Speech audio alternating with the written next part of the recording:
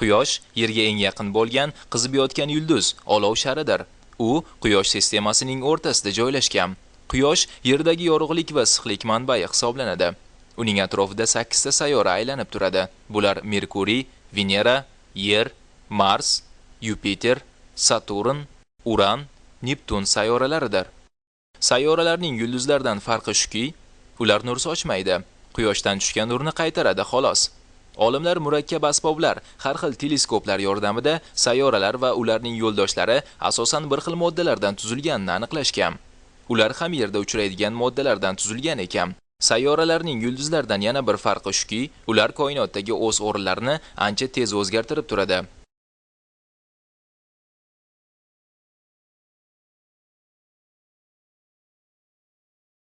Oy Yerning tabiiy yo'ldoshi.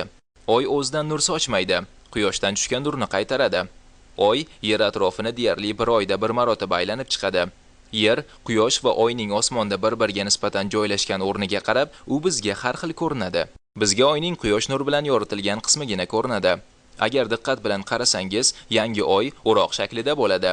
Endi eslab qoling, yangi Oy kechqurun Quyosh botganida g'arb tomonda ko'rinadi. Eski, tugayotgan Oy esa erta tongda Quyosh chiqmasdan sharq tomonda ko'zga tashlanadi. Agar Oy doira shaklida bo'lsa, to'lin Oy deyiladi.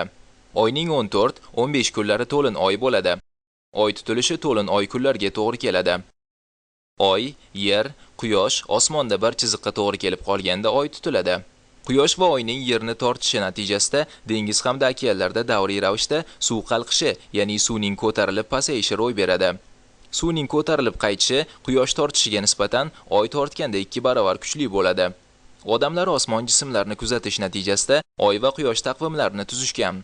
Quruqlik va okeanlarda turgan joylarni aniqlashgan.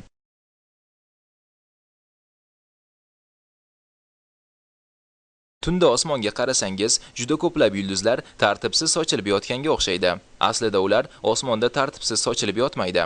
Hozirgi vaqtda olimlar rasadxona, ya'ni observatoriyalarda yulduzlarning kattaligi, harorati, kimyoviy tarkibi va harakatlarini, shuningdek, o'zaro joylashgan o'rinlarni ham o'rganishmoqda. Yulduzlar nihoyatda qizib yotgan, Yerdan juda uzoqda joylashgan osmon yoritgichlaridir. Ularni odamlar qadimdan guruhlarga ajratishgan va har bir guruhga nom berishgan. Bular yulduz turkumlari deb ataladi. Masalan, tarozu, chayon, qavs va boshqalar. Bolalar, sizlar katta ayiq yulduzlar turkumini bilsangiz kerak. Ularni xayolan chiziq bilan tutashtirsangiz, shakli cho'michga o'xshaydi. Cho'mich bandidagi ikki yulduz, yonida kichik yulduzcha bor. Qadimda jangchilarning ko'zi o'tkirligini shu yulduzni ko'ra olishiga qarab aniqlashgan. Bizga ko'rinib turadigan ancha yorug' yulduzlardan biri oltin qoziq, qutb yulduzidir. Bu yulduz hamma vaqt ham osmonda bir joyda, shimoliy qutb ustida turadi. Oltin qoziq yulduzini osongina topsa bo'ladi. Buning uchun katta ayiq yulduzlar turkumi cho'michning chekkadagi ikkita yulduz oralig'idagi masofani 5 marta qo'yib chiqilsa, oltin qoziq yulduziga boradi. Oltin qoziq yulduziga qarab shimolga, demak boshqa tomonlarga bo'lgan yo'nalishni ham aniqlash mumkin. Agar old tomoningiz bilan shimolga qarab tursangiz, o'ng tomoningiz sharq, chap tomoningiz g'arb, orqa tomoningiz janub bo'ladi. O'zi turgan joyni ufq tomonlarga nisbatan aniqlash, orientirlash deyiladi. Shimol, janub, sharq, g'arb ufqning asosiy tomonlari. Shimoliy sharq, shimoliy g'arb, janubiy sharq va janubiy g'arb ufqning oraliq tomonlaridir. Ufq tomonlarini yulduzlarga qarab faqat kechasi aniqlash mumkin. Kunduzchi, kunduzi Quyoshga qarab aniqlasa bo'ladi.